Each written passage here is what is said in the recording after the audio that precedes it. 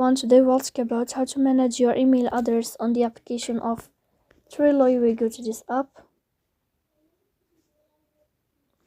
Here we go to this sign. Then we click on settings. After that we go to profile and visibility. Here in this page, as you see, we'll go to this window of Trello. Then in this page here we click in this window of settings and we click. Then we click on this window of manage or delete your account. Here in this page you will wait a moment until you will go to this window here of email address. And we click here. When we click here, you can know how to change or how to manage your email on the application of Trello. We click here, manage your email address. So please don't forget